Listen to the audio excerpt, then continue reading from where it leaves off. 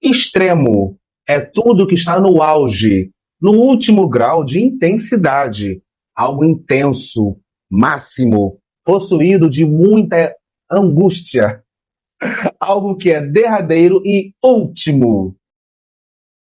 Já uma cidade é uma área densamente povoada, onde se agrupam zonas residenciais, comerciais e industriais. Satisfação a todos, eu sou o Márcio. Olá, queridos amigos, eu sou a Gisele. Quanta saudade de vocês, depois de uns dias, né? De viagem pelo mundo, pelas Sete Maravilhas.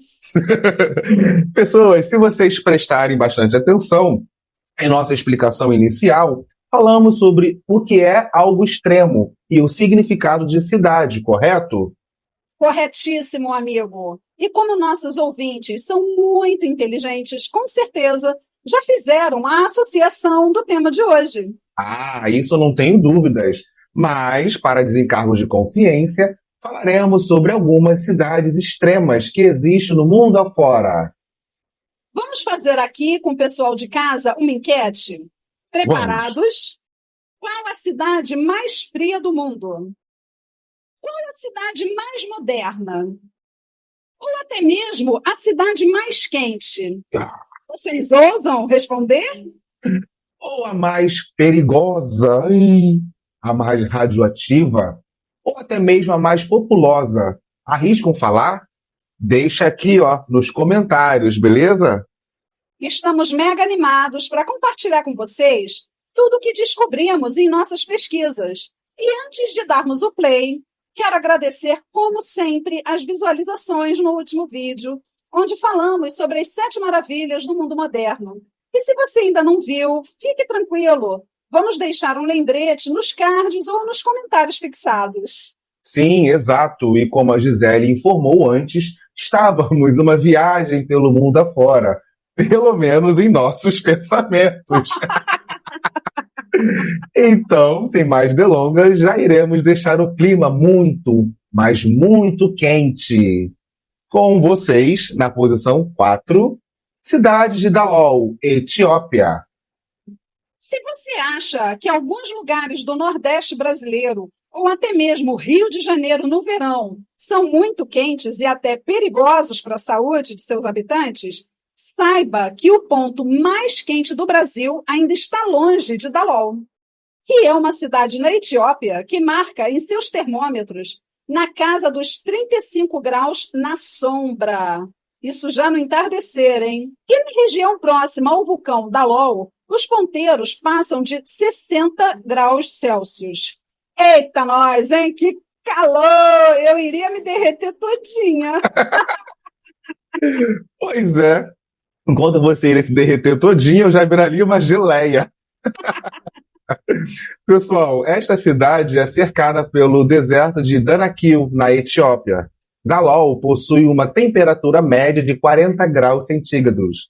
Durante o ano e entre junho e agosto, é comum que os moradores sobrevivam sob um sol escaldante de 47 graus.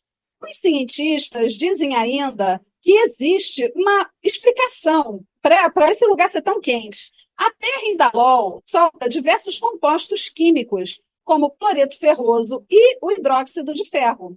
Esses elementos endurecem quando saem do solo e formam rochas desenhadas, além de depósitos de sal que dão cor ao lago local. Incrível, não é mesmo? Nossa, realmente é incrível, mas não me chamem pra lá.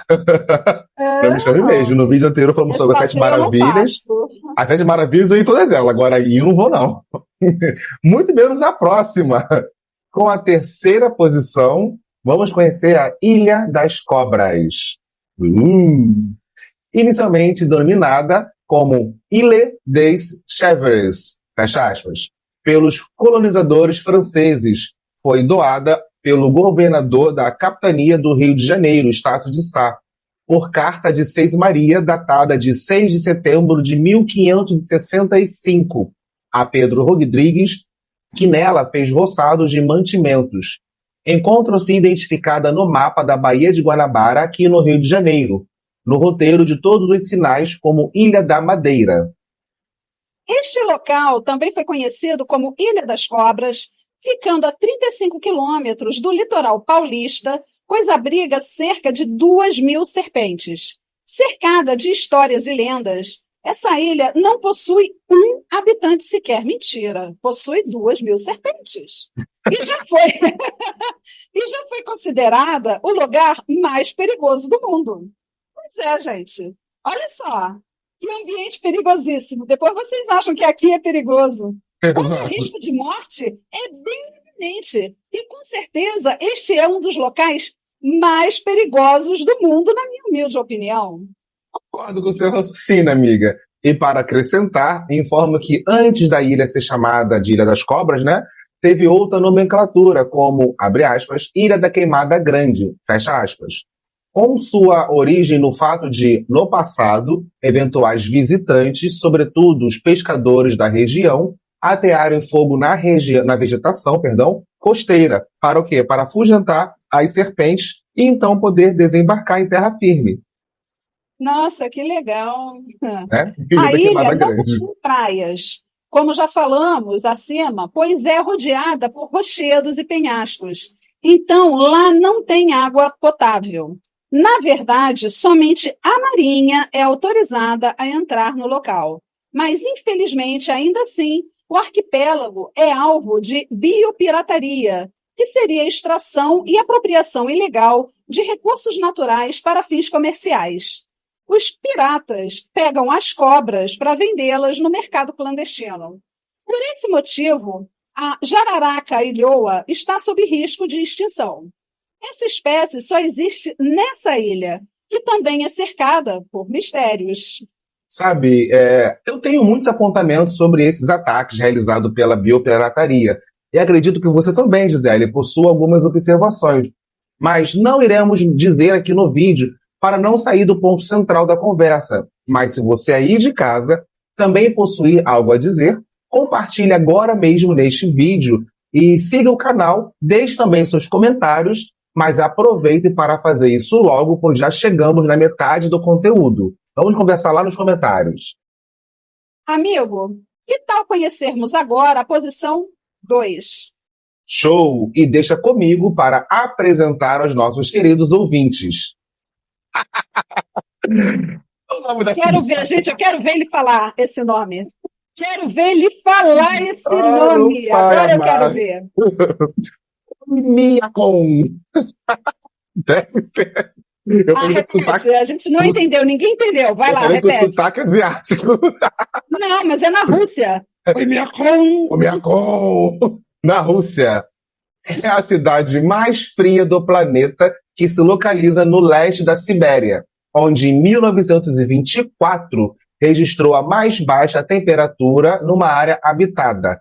Nada Mora a mais, gente lá? nada menos, sim, menos 71,2 graus centígrados. A média no inverno é de menos 50 graus. Dorme com barulho desse. Ai, ai. De acordo com a história, Oimiacon era uma parada de pastores de renas que aproveitavam as águas termais de um manancial que dá nome ao local. No entanto, a União Soviética, que queria acabar com o nomadismo e prometeu condições de trabalho, fez com que as pessoas se estabelecessem no ano de 1923. Destas fontes termais vem a água para uso doméstico, levadas em um caminhão-tanque para as casas, servindo ainda para alimentar o sistema de aquecimento. E a água potável é obtida raspando o gelo dos rios. Por esse detalhe, a cidade é repleta de curiosidades. E olha só como é a vida por lá. Durante boa parte do ano, Oimiacon possui paisagens totalmente cobertas por gelo e neve. Por isso é comum ver a população e até os animaizinhos domésticos usando camadas bem grossas de roupas de pele para garantir o aquecimento. Imagina os bichinhos usando roupinha, botinha. Coitadinhos, morrendo de frio. Para que os motores não congelem, os carros ficam em garagens com aquecedores, além de correntes nas rodas para não derrapar no gelo.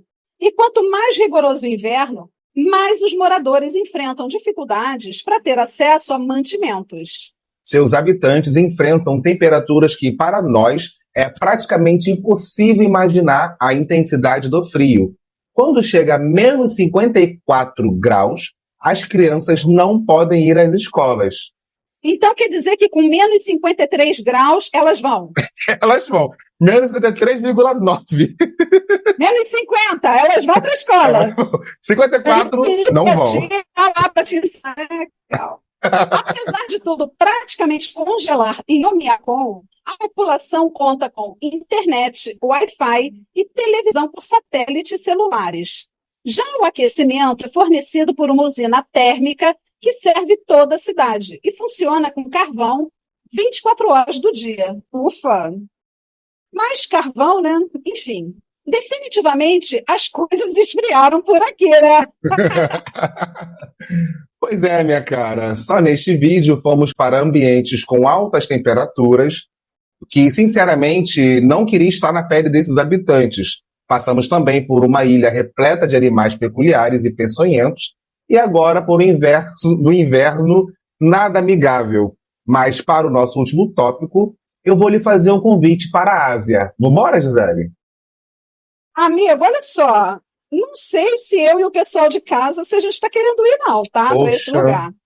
Porque, além de provavelmente ser proibida a entrada, nós teríamos que usar trajes à prova, sabe de quê, gente? De quê? Radiação. Eita! Não temos outra saída, né? Então, se é para o bem de todos e felicidade geral da nação, diga-lhes que eu não estou pronta. Pessoal, pegaram a referência, né? Escreva aqui nos comentários.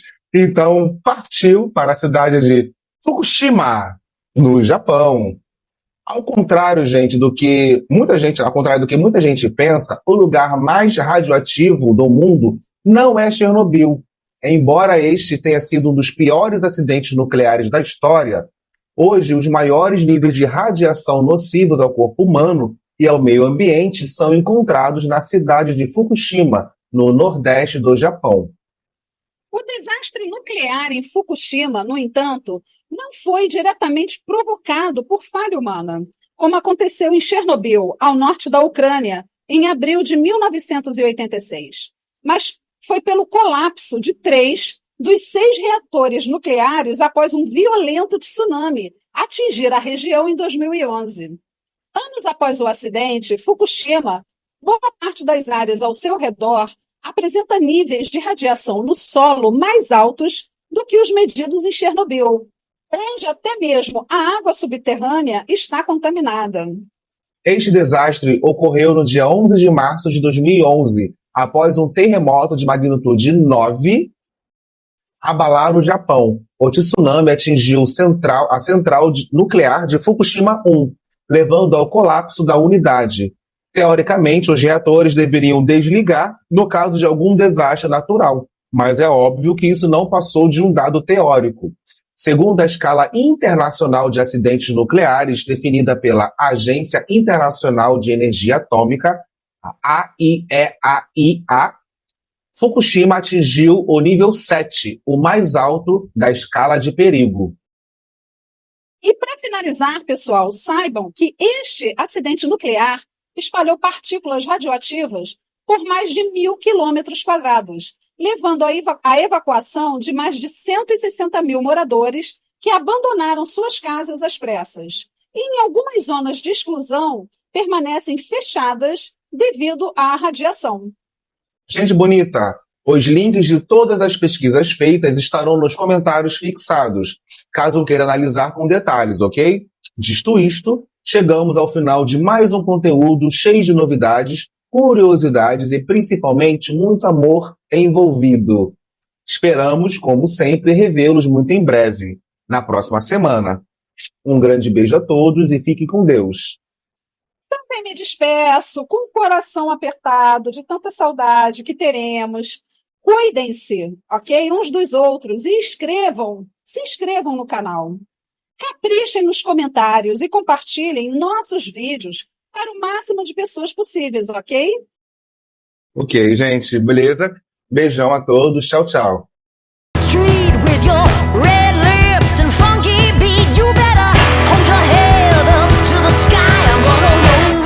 till the day I die.